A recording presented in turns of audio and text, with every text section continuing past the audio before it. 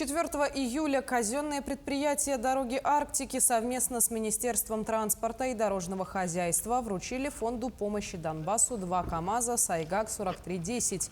Техника повышенной проходимости была выделена для бойцов специальной военной операции из Якутии и будет доставлена до места назначения.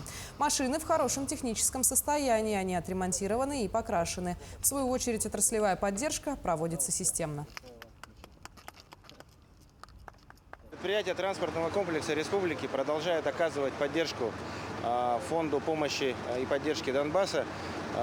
Как и в прошлом году, мы изыскали возможности передать технику, и сегодня они технически обслужены, отремонтированы, покрашены и будут переданы нашим ребятам для проведения специальной военной операции.